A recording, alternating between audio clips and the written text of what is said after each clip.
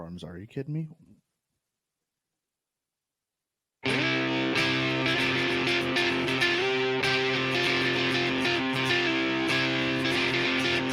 Oh, great ball sent cross. Yeah! Thank you! It's not a dream! Dream fun! Live it up, blue boy! Live it up! Hey, everybody. It's Noise Neighbors Podcast. It's me, Joey McCune, joined as always by Mark Mulvaney, coming to you on a Thanksgiving Eve. How you doing, dude? That's right. What are we drinking tonight, pal? What are we drinking? I'm starting off with a platform Muni, which is a thing they did with the Browns. Okay. America's team, Cleveland Browns. How about you, dude? Nice one. I got, what is this? Bass? That's right. Bass. Cheers, dude. Bass. Cheers. Tink. Tink. And all of that. So, here we are. We're live again for the masses. Yep. City of One tonight. Thank God. Like we said, we have to put that mess from the weekend behind us. So I would not have been thankful for them tomorrow. No, true. Yeah, happy Thanksgiving, everyone. Hope we're going to give you about at least 45 minutes of entertainment here tonight, talking Man City and all that entails. Get the comments rolling in. We'll answer some of your questions. We have a special guest, in fact. We do. Do we just bring him right on? I think so. I mean, he's more famous than anybody else here is. That's true. He's going to carry this show for us. We're hoping. But let's bring him on now, shall we? It's our friend, live from Ramsbottom, Manchester. Funny name, but you know him. You know his famous commentary from the 6-1 smashing of Manchester United back in 2011, I believe, October 23rd, 2011. Remember it great. Anyway, here he is. With no further ado, right, Joey? Yeah, dude, bring it on. It's the man. There he is. Ooh, hey. Walter Smith. Oh, dude. I don't know how I feel about carrying used to. Not for a long distance, I hope. I don't know what you're trying to get at there. Anyone that lives in Ramsbottom better be able to do some hard work. It's a nice, quaint Lancashire town, so I like it. So is it Ramsbottom? Is it named after the bottom of a ram, or is it the action? I have no idea. Something to do with the hills. It's a hilly place. It's a nice place to live, and it could be either. You know, it's a quaint little village. It's quite exclusive. Not that quite, because I live it. I once started a Football Manager save as Ramsbottom because I thought the name was funny. It is funny. They were shit, by the way. They're not very good. Walter, did you get a chance to watch the game today? Yeah.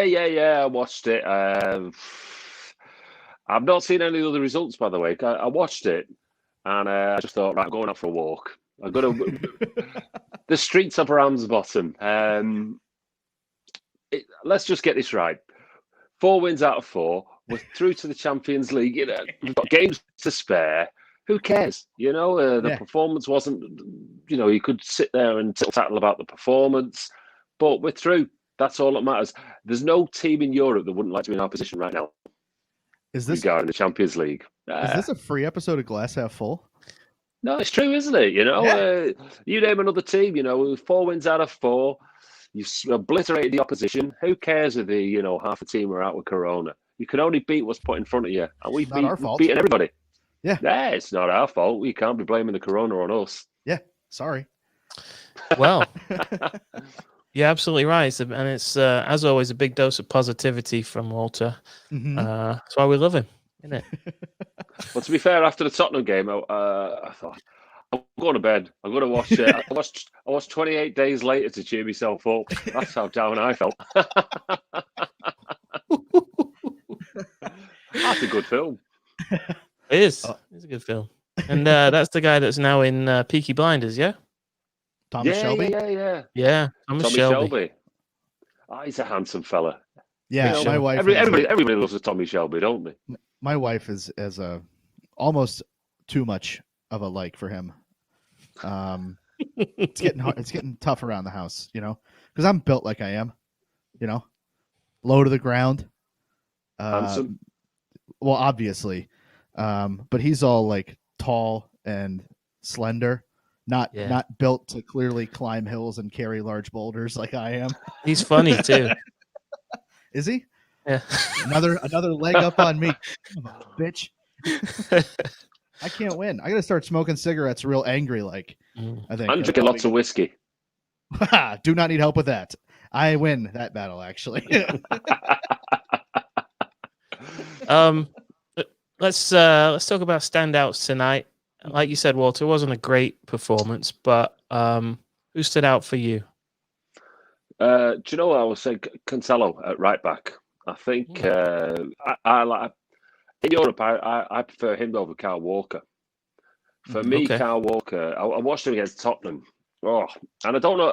I started after about half an hour, and Walker goes forward, and how many times he passed to it? I think he still thought he was playing at Tottenham because he kept passing to a Spurs shirt. He got to the halfway line. He could pick out a Spurs shirt amongst a whole load of City. So I thought Cancelo stood out. The stop at Iniesta. 100%. Yeah. Why is he not? He's got. I'm not saying first name on the team sheet because that would be Edison, but he's got to not be far off it. He's. How can you go from playing the way he did for England the other night to not playing him? When a guy's on a hot streak, it's got to be done. That's how I see it anyway. So he stood out. I'd love it if Gabby Jesus could just not be offside number one, because his work rate's there and those cheekbones, they're all nearly. I've never. If anyone cut their elbow on one of them, you'd end up with a sore elbow. Yeah. If Johnny Bones Jones tried to hit him with an elbow, I think Johnny Bones Jones would break his damn elbow. Can't beat him. I'm just trying to think who else stood out for me. Do you know what I love? And I think it's going to be a City legend. Is Diaz, Ruben Diaz. Yeah. I just think, just cool, just cool but vicious. Talk about the eye of the tiger. He's the fella in the boozer that wouldn't say anything, and the fight would then be over. It'd just be over before it began. It'd just be, and everyone else would be looking at each other. What happened? And he'd just be there with his Tommy Shelby cigarette like that. Hey, game over. Go on. Quick break, just to ask anybody listening: is the sound good? How are you hearing all of us? Well, we're all good levels. Just give us a comment in the chat if you would, and we'll adjust if necessary. But yeah, because we're live. Diaz is like he seems like Nico if Nico had taken some downers or something, like if Nico was just riding steady all the time. That's Ruben Diaz, because he'll wipe a dude out and then just stand up and give it to somebody else. And you're like, oh, that was pretty sick. He didn't get a card. That's nice. Got the ball. That's new. More of that, please. Please do that. And then let Laporte do all the fun stuff where he just runs about and does nice things. Speaking of that, center backs, do we put anything into John Stones getting the start over Eric Garcia? We're having it. Yeah. We're having that. We're having it. Because Eric keeps getting put on the bench when he doesn't need to be there. He started a match this year or two after, everything he said about not wanting to be here and stuff. Do you think it says anything that Pep went with Stones instead of Garcia? I can jump in on that. Please. I'd have Garcia on the bench going, if we were playing in Istanbul, Kiev, all the faraway places, that man would be sat on the bench just to annoy him. Anyway, nice and cold. Kiev in December, I'd be there. Oh, sorry, Eric, we forgot your, your jacket. You're going to have to break this one out. You're going to have to sit there. Sorry about that. I'd just be dragging him all over the country. Burnley, he'd be sat on the bench at Burnley. That'd be nice and cold for him. Yep. If he's going to disrespect, I'm not saying he's disrespecting us. He is disrespecting us, because anyone in the right mind would want to go to Barcelona, unless it's your hometown team. But even then, you talk about levels of clubs and you think about City. Can you believe I'm going to say this? We're looking for Messi. He's looking to leave Barcelona. We're offering him that beautiful bridge. Right. John Stones was a £50 million defender when we bought him. So Yep. I'd have Stones. And I think he looks good. I like the way he's just dripped and dropped into games in case there is an injury and we do need him to step up to the plate, and his confidence has been boosted because, let's face it, they didn't attack and their B strikers weren't up for much good. So it's all got to be doing. He seems very much a confidence player. So I'd have Johnny Stones starting in games like that. And Eric Garcia. I'd be saying, Eric, I'm sorry, we forgot your bags. You're going to have to go back and get them. So if we get drawn against like Stoke in the FA Cup, say, that's yes. Eric Garcia last minute change. Oh, the meanest thing you could do would be like, Eric, good news, you're going to start, buddy. And then last minute, be like, shit, had to change of plans. We're going to start Kyle Walker at center back. Need you to go to the bench, bud. Anyways, have fun. See you later now. Smack on the ass. Well, you could do a Stuart Pearce, but a goalkeeper at centre half. Just to really kind of twist the knife. I'm sorry, Eric. I think Zach Steffen could play centre half. He's what? I think Zach Steffen could play there. He's probably athletic enough. He's tall. Oh, no, you get Ederson up there and put Zach Steffen in. Ederson would just clear everything out. Ederson would have to play in midfield. Everyone knows Ederson is he's a ball-playing De Jong. Hey, let's get some questions in the chat. If you got any questions for Walter or Joey. I mean, there was a question earlier about whether or not we were going to have any hot corn dog talk. But I think since the Texas State Fair is already over, we will have to skip that for this week. Yeah, gotcha. There we go. Well, where do you stand on corn dogs? I'm not a fan of corn. Like what is fried a corn corn dog? like that. It's a hot dog wrapped in cornbread on a stick. I like my glizzies without the corn on them.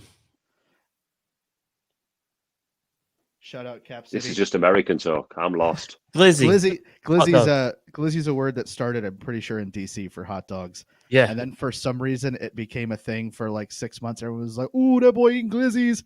Yeah. And now you laugh at people because they be eating glizzies. Glizzy gang. Is that what you Glizzy are? gang. Yeah, glizzy gang. I don't know if you know what that means. Sounds like a good name for a nightclub. I've just been told by the wife in the chat to stop talking about glizzies. So, what else? Okay, Jacob's got a question. Family. Jacob's got a question for. Let's throw this to. Where did I see it? Oh, here we go. We'll throw this to Walter. What are you saying, mate? We need goals. That's it. That's the bottom line. There just seems to.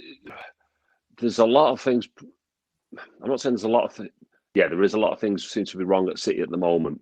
Now, I think we've got the personnel to deal with any of that. We've certainly got the managers to deal with that. So he's got to be mixing it up a little bit. I mean, if you looked at the formations and the general wizardry that he did at Bayern Munich, he never knew he'd be changing formations during games. If we need goals, I was going to say, get your two best goal scorers. Get Jesus and get Aguero, get them working together.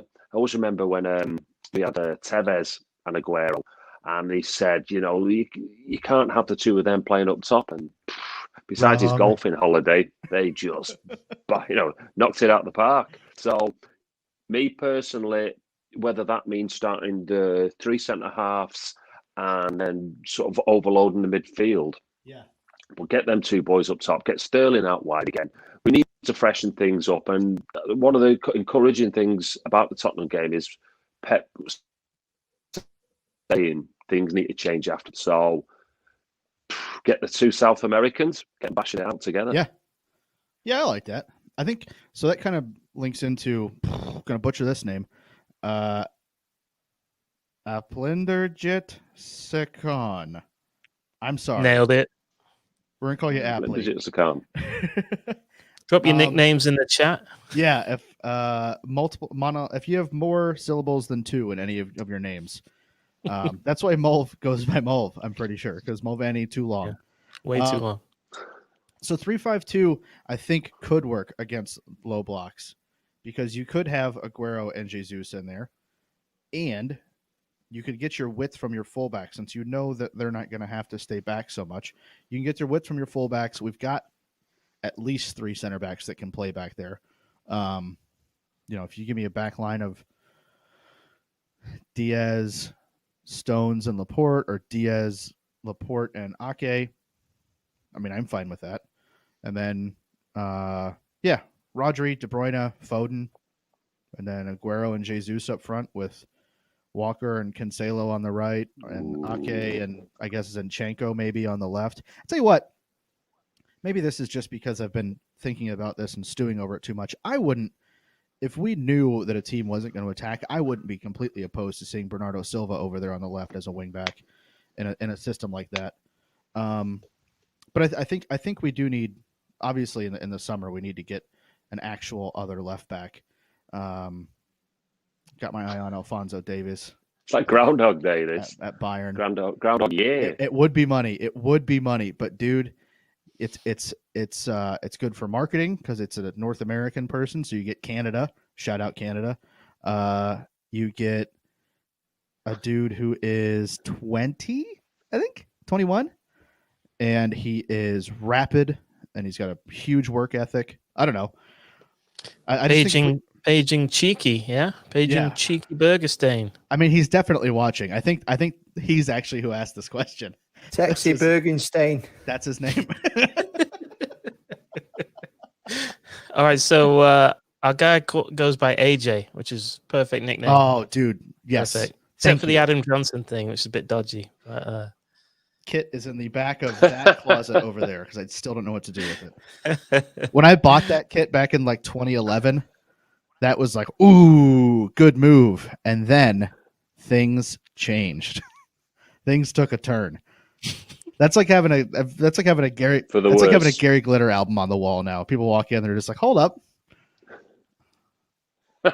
What's going on over there? Michael Jackson. Moving forward. Artists from the art, you know? Oscar Chavez wants to know, would a top striker fix all of our issues? A new one. What do you think, Walter? Well, we all know who we want. Do you know what I mean? There's only one guy out there that everybody's sort of clamoring for. Would Haaland, for example, fill our issues? I don't think he would. And the reason being, if you look at Haaland, the type of player that he is, I mean, the guy is just accurate. I've never seen a player as accurate as him. It almost reminds me of the Kevin Costner film with Robin Hood. You know, when he once shoots the apple and then he shoots it down the bow in slow motion. He's like that. You know, but it's not a Hollywood movie. And we've all seen him in a City kit before. So would it be coming home? Well, yeah. So the thing about, would it fix all our problems? It'd be great. It'd just be great to sign him and spend a lot of money on him. Just to, I don't know, piss everybody off, apart from City fans, of course. But would it solve all our problems? I don't think it would. I think we've got the personnel to solve most of our problems already in house. Aguero's getting on, so you've got to look at that. Is Messi going to come? Imagine Messi and Haaland. But I know I'll say that again. Imagine Messi and Haaland. But it's just a case of, would that solve all our problems? I'll tell you, it's almost like our players are knackered. And the reason that they're knackered isn't so much overplaying. It just seems to seem mentally exhausted. And some could say the same for Pep. You know, we looked at Silva and he looks mentally exhausted. Pep's burnt out after 3 years because we're talking about a guy who works 14, 15 hours a day. Crazy hours. Yep. Well, I was going to ask you on a sort of slight issue. Sort of side issue, because things are very different now. In no way disrespecting you guys, you watch your games just for geographical reasons on the TV, and they've got the crowd noise going there. Yeah. So there hasn't been that major impact on, I suppose, your social. But for us, we're not going to the games, and that watching a game at the Etihad is always quite strange for me, you know, because you're thinking that I should be there just naturally. Yeah. You know, the pubs are all shut here, so we're not meeting up for a few pints beforehand. You chewing the fat with your mates, and then coming back and discussing the games. So it's very, very different for Mancunians, but I'm just putting it out to you guys. Does it impact the same kind of levels and the same kind of ways for you? I think it does. I mean, I've lived up here now for 6 months, I think. Yeah. Still haven't been able to go to the pub that the city group gets together at. Haven't even been able to meet any of them in person. Right. It's all just been like, DMs on Twitter or Facebook or whatever. Yeah, it's tough because I'm so used to, especially what me and Mulv kind of had down in Dallas, where you have this pub filled with a bunch of people, and everyone would get together, even if it was 6 o'clock in the morning. You'd have all these people in there, all for the same thing, all in sky blue, just ready to watch the match and have a good time, and have a beer maybe and chill. But now you're just on your couch yelling "fuck" at the TV for 90 minutes, and it feels like empty, Disconnected. kind of. Yeah, and it feels really, really empty. I've noticed. Like, I don't. So normally, Mulv's seen it in person. If it's a big match, for about 45 minutes before the match starts, I'm usually pacing around and kind of sick to my stomach, and I'm really just not having a good time. Well, now I do that, and I just have to sit in it because there's no one around me that I can kind of joke with, and I don't want to be on Twitter because that's gonna make it worse. So I just sit and try not to spaz about the whole thing. Yeah, it sucks. It sucks. And I would have loved to. My wife and I were talking about if we were going to do a trip, in the next few years we'd like to have kids or whatever. Well, if we're going to do a trip, we'd like to do that before we have kids, obviously. Well, how cool would it be to do Manchester, and then I don't know, do some whiskey distilleries in Scotland or something. Well, don't know when that's allowed now. Don't know when any of this can happen again. So it's well, I can't go to the pub near me. I can't go over there to watch the game. Yeah, it is shit. It's very, very, very, very empty. I'm not laughing. Yeah, if you didn't laugh, you cried. You have to. You have to laugh at it, because otherwise you're just what do you do every weekend? Well, I was up this morning. I was going to watch Brescia versus Empoli in the Coppa Italia, and then one team couldn't travel because of COVID. So then I just sat downstairs and waited until City started. I brought a right downer on it there, Mulv. I do apologize. Yeah, what are you doing, Walter? What are you doing? You're killing the vibe, pal. I don't give a shit. Hey, we won, baby. Let's. You want to talk tactics for just a bit? I've got some here. Thanks to the people at City Report. Let's see if this technology works. Okay.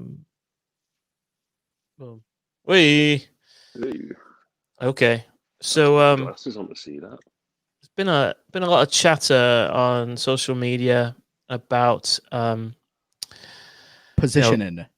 Positioning, and Pep saying he's going to change things up and what have you. There was a comparison between two Spurs games. The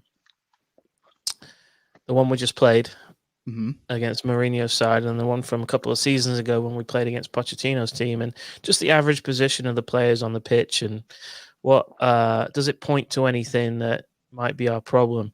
So, Joey, I'll ask you, mate, did you see anything from what you see in here that looks a bit different than what we did against Spurs that might point to these changes that Pep's talking about? Well, it's a double pivot. That's one thing. You've got an actual number 10 because Bernardo's in there at the 10. Gabby's positioning, I feel like, is kind of misleading. I think he just tends to drift wide of the penalty spot anyways. He doesn't always just stick in the center. As far as some of the other players go, not really. I mean, there's not a ton different there. I think you could say that some of those positions are deeper than we've seen in a little bit. Yeah, that's what I thought. Rodri in particular, deeper. Sterling, deeper. Gundogan, obviously, because we're so used to having both eights kind of up there in the front line. But I think for the most part, it's just that we started a little bit deeper today, and we asked for both fullbacks to go high. Normally, one of them's tucked into the middle, but I think it's a good sign. You know, it's something somewhat different. I prefer the width to come from the fullbacks, honestly, just because of who we have. I'd like most of our wingers in front of the net because we don't have a lot of wingers that are known for, you know, whipping in a bunch of crosses accurately. But yeah, double pivot, obviously that's different. We had a 10 in there and Bernardo, that's different. We started a little bit deeper, and both of the fullbacks were allowed to go forward. Yeah, agree with all that, mate. Any comments in the chat about what you thought about today's setup in terms of where the players were on the pitch and what you liked, what you'd like to see more of? I would appreciate that. That'd be cool. Let's see. AJ's got another question here. We'll throw this one to you, Walter. Does it appear to you guys that Bernardo seems to be lacking confidence in front of goal? I think the rest of his play is still good. I'd argue the rest of his play as well. He's one that looks mentally shot. You could put forward a case easily that he was our best player of the season just a couple of seasons ago. He looks far from being our best player at the moment. What's going on with him? Well, he's shown glimpses this season, but last season, he just looks shot. For a player to drop off a cliff that's so young, do you remember when we played Liverpool in that game and Bernardo Silva ran about 87 miles? And that's accurate. Covered every blade of grass. And was just like the road runner, you know, meeping all over the place. And we're not seeing that Bernardo Silva. Bernardo Silva was almost like, you know, like the pocket rocket type of player. He had all the skill in the world, and he was able to play both sides of the ball. So he was able to be fantastic when he was on the ball, but a right royal pain in the arse for the opposition when they had the ball, because he was like the Manchester Bee, you know, just buzzing all around. I've not seen that player for a while. I don't know what the psychologists, whether they work with psychologists at City. You know, whenever you see him interviewed, he seems to be happy. It always reminds me, I remember the first ever Football Manager game came out. Right at the end of the season, you used to buy all these players where the skill level was 1. Because he always it was like cards getting thrown up in the air. So there could be 5 players next year. And honestly, it feels like that with Bernardo Silva. I was having this discussion. I'd swap Bernardo for Jack Grealish at the moment. Yeah. You know, somebody said, right, there's a swap deal there. And yeah, I wouldn't have any issues with that. I'd be thinking, this guy seems to have a young, hungry kid. I mean, don't forget how young Bernardo is. He looks like a player in his 30s. He's playing like a player in his 30s. He looks more shot now than David Silva did last season. So what's going on with him? He obviously hasn't got the physical age to sort of say, you know, this is happening. You know, his legs shouldn't be shot. Yeah. He should still be fit, unless you're in the know completely what's going on in Bernardo Silva's life. I can't answer that, but he is. I mean, was it AJ there said the idea that everything else he's doing is good? I'd argue against that as well. You know, when was the last time you seen him ghost past a man? When was the last time you seen him create havoc within the opposition defence? You know, and he's skipping past 2 players and other players are coming in, so he's creating room for other players. We're seeing somebody he's a ghost of a player that he used to be. Mm-hmm. And we always sort of cling to the hope that he's going to get better. What do you think his best position is, Walter?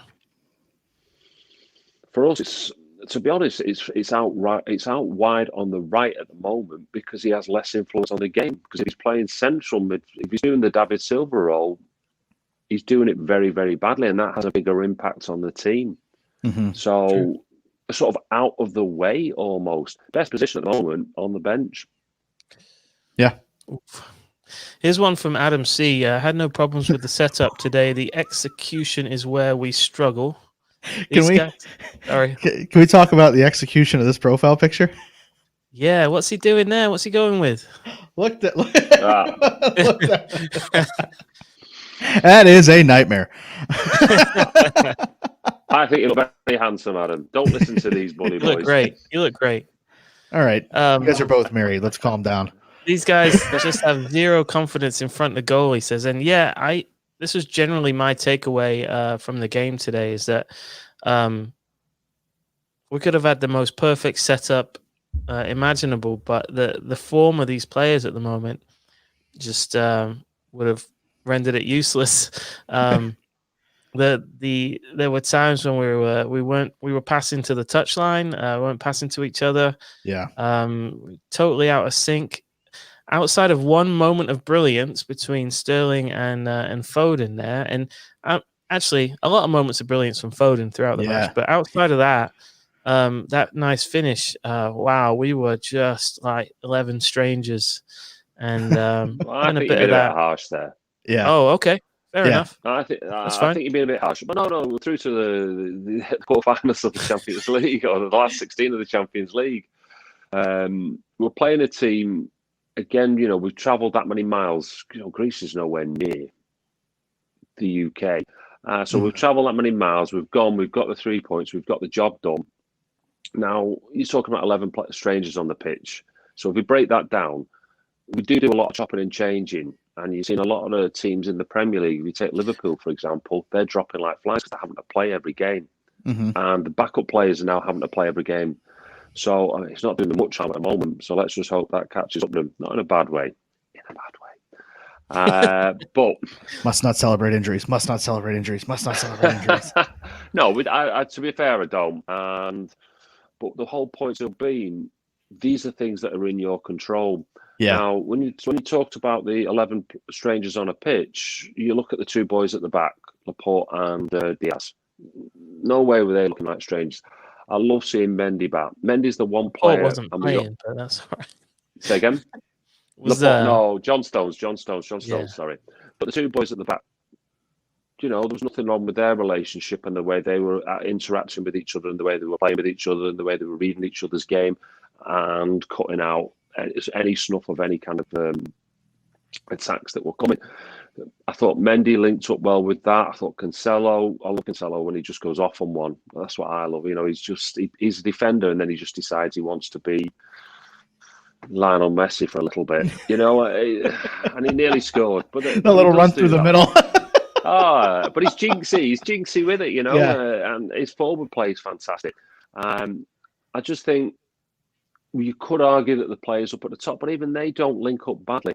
I just think in some respects, the low blocks, I was looking at Mourinho's setup and he put players in the channels where City pass as well. He was quite concise about that. Yep. So that does, once your passing options are sort of narrowed down, that makes that does, just percentage-wise, it makes your percentages of what you're going to do a lot more difficult to play your natural game.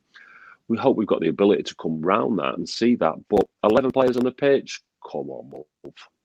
Yeah. I mean, 22. I don't know what you're seeing up front, but I'm not seeing any sort of link up unless Phil Foden's in the match. I agree that Phil Foden needs to be in there, but I don't think. Yeah. But I think part of that is because your homeboy Mahrez is blocking him somehow. Somehow. I don't know how. I find Mahrez plays for himself a lot. He went through phases like last season where he was playing. You could see him becoming a team player. And did you see the goal Mahrez scored for Algeria? Nation? Yeah. Oh my! You mean in transition? It was just unbelievable. But he plays a different kind of setup. It was him attacking, and there wasn't 5-6 players all there. But don't act like he doesn't stop every counterattack we have. You can't sit here and say like, oh, you mean attacks, mate? We don't have them. Okay, so you're saying anytime that we recover the ball and move forward with pace, it's not a counterattack? Well, I'm saying that there's always 10 men behind the ball. So There's not though, do you because we count do. those as counterattacks. Yeah. When has Mahrez ever gotten the ball like that, where he's one-on-one with the fullback? It just doesn't get those. You have such a. I don't know if it's because like you're trying to like protect him, but No, I'm just being realistic. It's not though, because he does hold up counterattacks. You can't sit here and say he doesn't stop attacks, he doesn't stop counterattacks, he doesn't cut back inside when he shouldn't. I mean, there's cutbacks inside against when two defenders come over to mark him. I mean, what would you do? Try to beat two defenders every time? Pass the ball back and then run behind him. Yeah, that's fine. But who's the 8 that's going to give him the ball back? Don't need an 8. That's what the fullback's for. The fullback. Yeah, if you push your fullback side, is playing through balls to Mahrez. If you push him high enough, you should. Yeah, that's what they've done in the past. Have you ever watched anyone that plays high fullbacks that has link up with the wings? Yeah, well, we don't have one on the right side. Kyle Walker should be up that high, but I still don't think that would make Mahrez better. I don't think you can fix Mahrez at this point. Not here. You can't. I think if you get better play out of the 8s, like Kevin De Bruyne is not playing well at all, and he's usually on that side. And those two need to create some sort of chemistry between each other. So, would you rather bench Kevin or bench Mahrez? I'd rather play Phil Foden over there. But so you're saying Phil and Kevin? Mm-hmm. Okay. I was making sure it wasn't. I was making sure it wasn't Kevin. Don't get me wrong. Mahrez isn't playing well. But I think he's a victim of the way we play. As much as he is just out of form. He's a great player who's obviously should Man City have even bought him, because there's the issue. He's a victim of the way we play because he doesn't. I don't know if he fits the system. But we've got a lot. I mean, that's the whole sort of debate I was having with Haaland about Haaland before. We've got certain players that are Pep players and playing a Pep system. Mahrez was just for Leicester. He was just a phenomenal player. But when he comes into a Manchester City system, he's come, as I said, he's not. There's no counter-attacking, fast counter-attacking. I can't remember many goals we scored over the last 18 months where it's just a fast counter-attack, where we're looking at 3 of our players almost on 2 of theirs. You know, I always say Pep likes this idea of overloading. Mm-hmm. I'm seeing very, very little of that as well. Yeah. You know, we're not finding Cancelo and Mahrez or Walker and Mahrez on one player. The last time I can remember it happening, and it was a beautiful sight to watch, and Mahrez tore him apart, and City fans changed their mind about a player, was Ben Chilwell when he played for Leicester. And Mahrez just turned him inside out, twisted his blood, I think is the word they say. But he's a fantastic player. But is he a Pep Manchester City player at times, but not consistently week in, week out? Yeah, I would say that's probably the biggest issue with the players that are like boo boys in the team. Mahrez and Gundogan are the 2 that are always brought up, right? So Rodri a bit now, but I think that's just because people are. Oh, Walter's a Rodri hater. I can see on his face. Well, I wouldn't have him in the team. I wouldn't.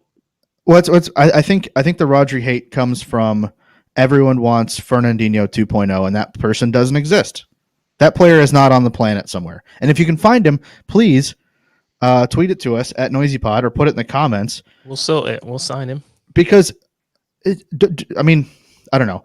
I like to think that the hierarchy at the club, if they were looking for a carbon copy of Fernandinho, they would have found him somewhere and got him. I mean, we found Douglas Luiz from wherever the hell he came from, and brought him over for some reason, and fought hard to get him a work permit. I would like to think that we don't have that many swings and misses on transfers. Now, I would say Mahrez probably a swing and miss just because he really doesn't fit how we play. If we were a side that countered a bunch, like only, then yeah. But you don't change your whole system around because you spend a bunch of money on one dude. If like Gundogan, if Pep was all about we're gonna play a double pivot, Gundogan is your dude because he's done it his entire career and he's always been good there because he doesn't have to do a ton of defensive work, but he also doesn't have to push up a ton. He can kind of sit there and just pick teams apart from about 60 yards from goal. We don't do that.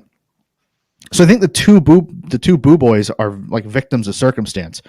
Rodri is a victim of circumstance in a way that we have completely abandoned the idea of giving him any help. We're just, all right, well, we're going to take the other two midfielders that are next to you and shove them in the front line. And then if the ball gets out of their back line, you have to close it down, which then opens up the two guys in the back because we've pushed one of the fullbacks way up the pitch. The other fullback, I guess, is a double pivot now, even though he doesn't want to be there. Yeah, you're describing the Spurs game. Yeah, but it's the same that happens to Rodri all the time. Unless they put Gundo next to him, because Gundo usually isn't stuck. Well, maybe you're right. Are you saying that when he puts Gundo next to him, Gundo gets caught up in the low block? Not as much, but he still gets pushed high. Yeah. He gets pushed higher than Gundogan is probably comfortable with, and he gets pushed higher than Gundogan is I don't know, like compatible to be. Like he doesn't need to be. He doesn't. That's not his game. Gundogan's game is between 60 and 40 yards from goal, and playing balls around the side or through the middle that rip a team apart. I mean, that's how Klopp's Dortmund team was so good. Gundogan would shred teams and get the ball to Royce or I think Lewandowski was still on that team for a bit. Like there was enough talent there that Gundogan had options to play it to. Plus, their fullbacks both pushed high normally. So he had a lot of places to put the ball. For whatever reason, we're stuck in this. Well, before today, we were stuck in this 2-3-5 thing. But yeah, I think a lot of the guys that get hated on are because they are victims of where they're at. They were bought maybe for the wrong reasons, or we thought we could change them, which I guess sport imitates life, and that you see somebody, you're like, no, I can change them. I'll be different. They'll be different. They'll be different to me. And then, nope, you didn't change them. Still not good. Let's. Are you guys ready to wrap up?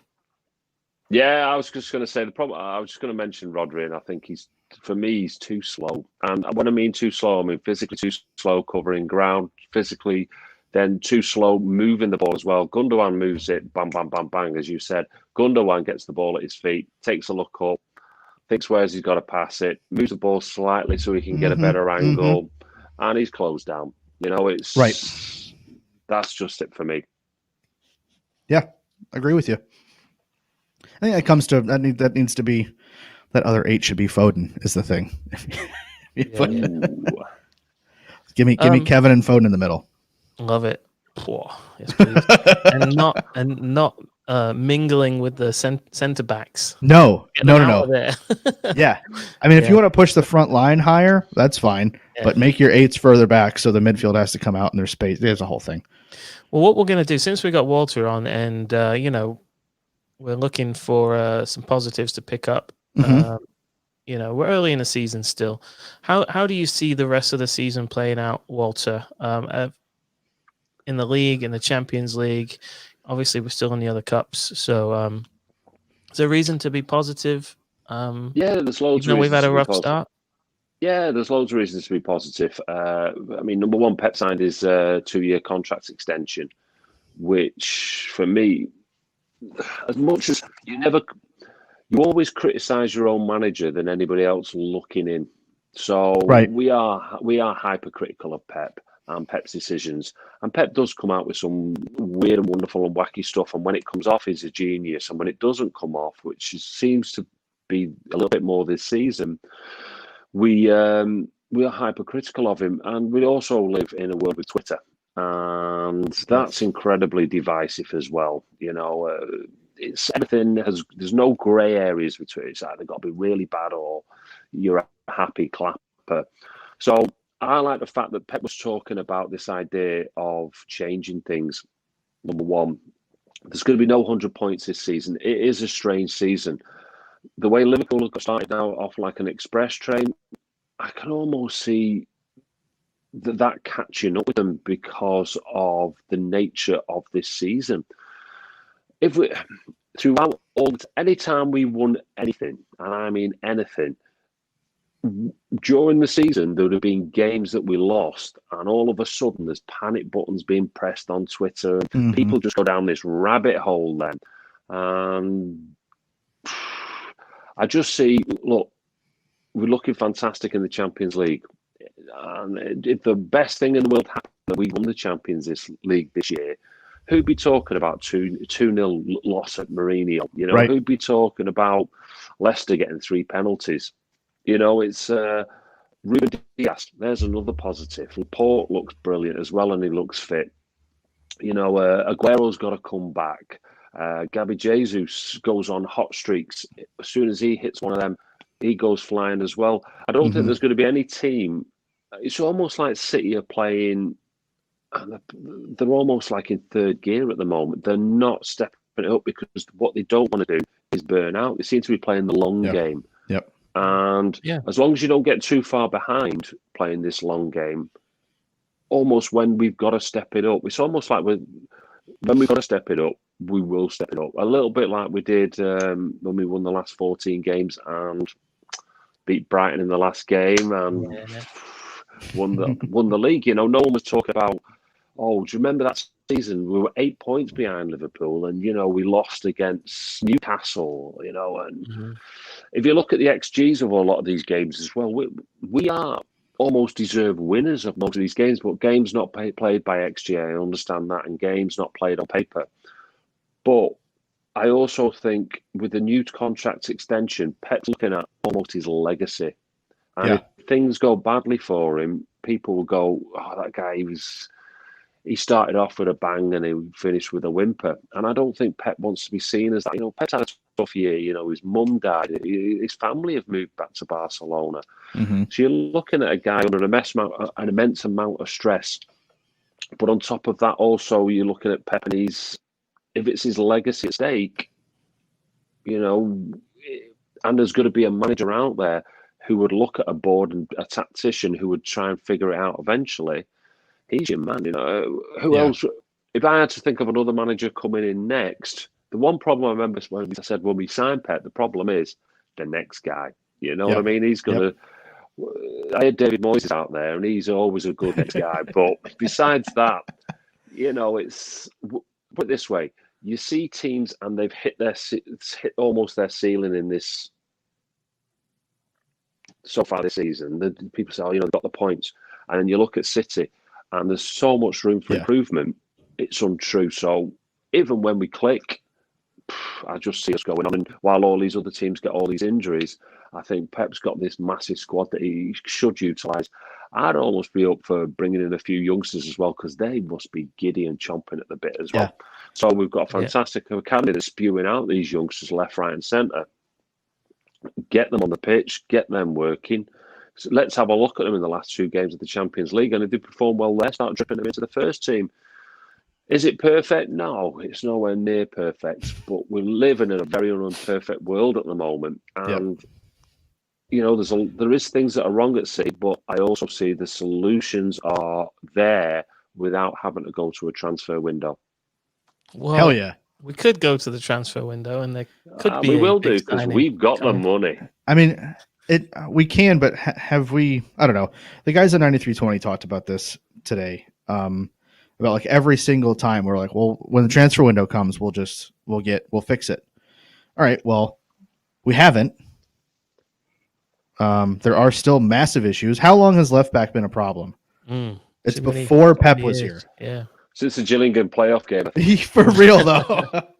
I mean, if we can just go back to the days of Silvinho over there, then I think would be okay. But I don't think that's going to happen.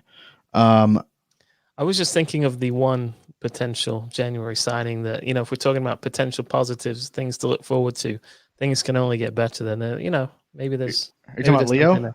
Yeah, maybe there's something there in January. Okay, so I've thought about this a lot because it's the one story that never goes away. Mm-hmm. So if Leo Messi comes in, who are you sacrificing? Any of them. All of them. Okay. No, that's fine. If you're willing to sacrifice Phil Foden for 3 years, no. Well, that's your. No, my Phil Foden. You just picked on Phil Foden there. Do you know what I mean? I'm picking up Phil Foden because he's the one that already can't get consistent starts behind Mahrez. So it's a massive problem. If we're saying Phil Foden can't get consistent starts behind Mahrez, he's definitely not getting starts behind Messi. Well, so if Messi's here for 3 years, I don't know. I don't think Messi blocks Foden, mate. I think Pep has a bit of a problem with seeing that Foden is better than most of the front four at the moment. But hopefully he can't deny him for much longer. I think in January I honestly would rather us go get a guy like Alphonso Davies or Grimaldo. Like I'd rather us shore up the one position we can never get right. I don't have much of a worry about whether or not the guys up front will start scoring goals again. But I just that's where the problems. It is, but I think a lot of that's down to how many goals were scored. I think that a lot of that's down to how we're playing. We're playing into other teams' hands. You mentioned earlier about how Mourinho, dropped his two midfielders back, and we played right into it by just lining up next to him and hoping that everything would be okay. There's dynamism that's missing there, and I think if you have, this is a crazy idea here, if we had depth at both fullback positions instead of just Kyle Walker, Ben Mendy, and then whoever the backup guy is, be it Danilo or Cancelo, plays both sides, maybe we'd be better off. Maybe we could ask these guys to run a little bit more. I don't know. I just think there's positions as great as Messi coming would be.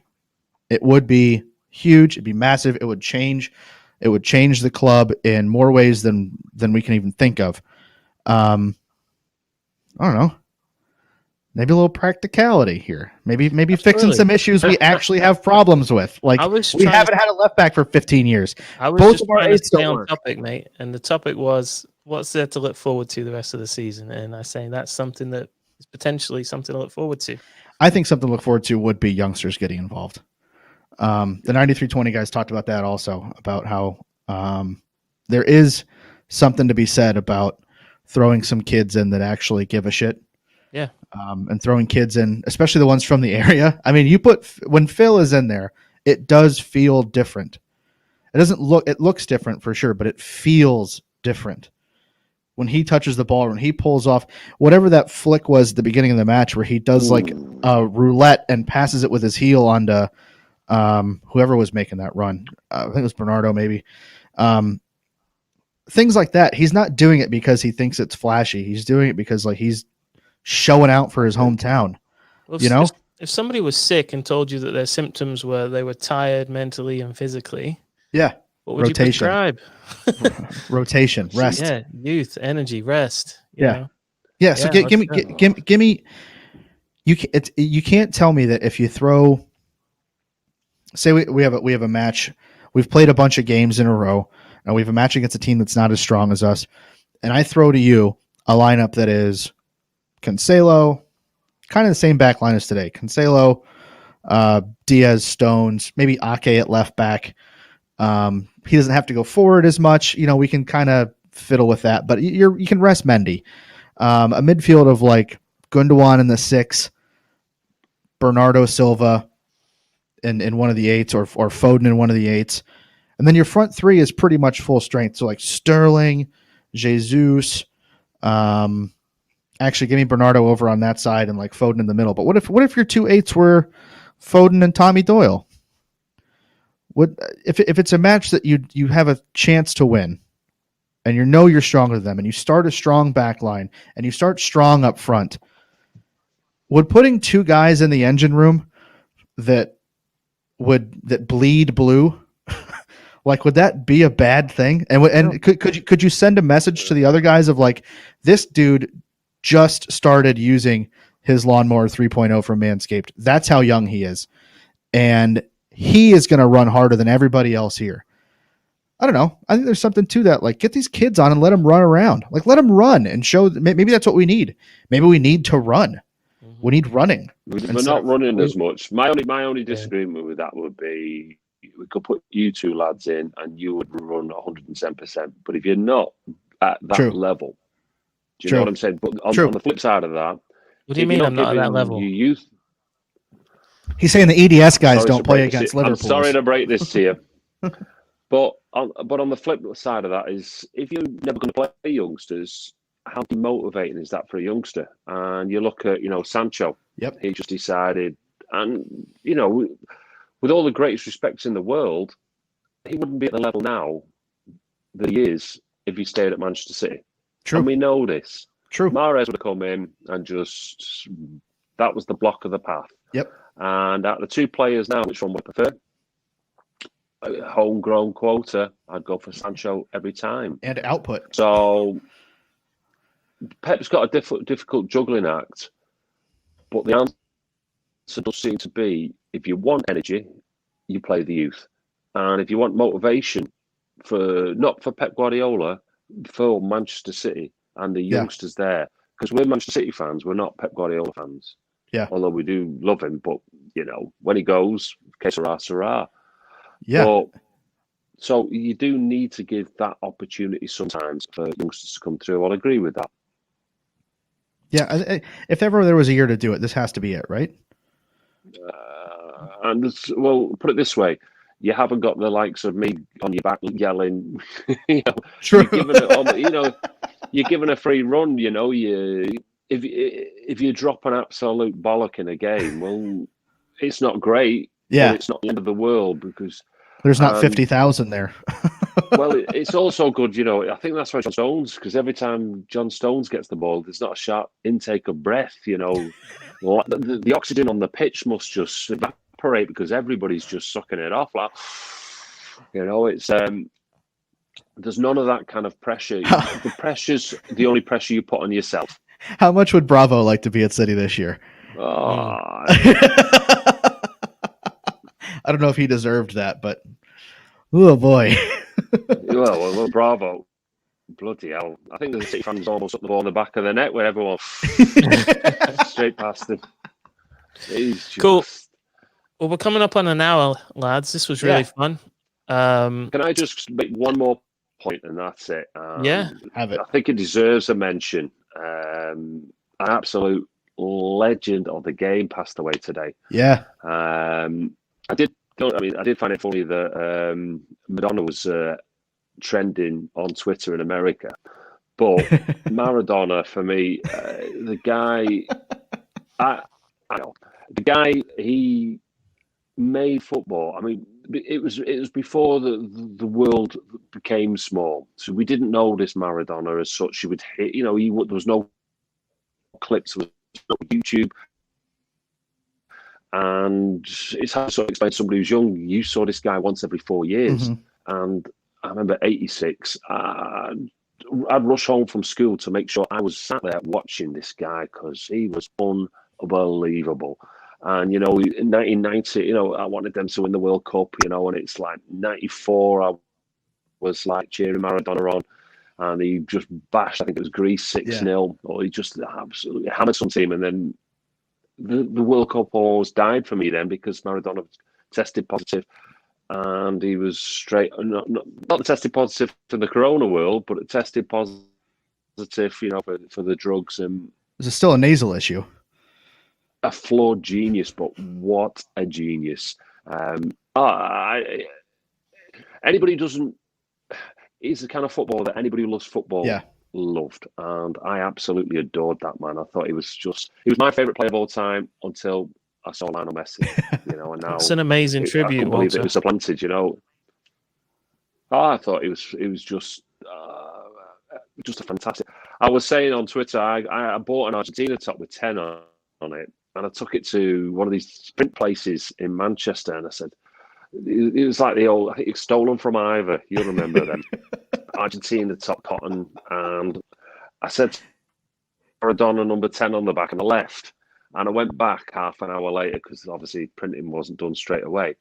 I remember looking at it, I thought it was just, He put Madonna 10 on the back. So I made him peel it off, and he had to put the Maradona on. I was like, it still looks shit, but I still wore it, you know. It was that rules.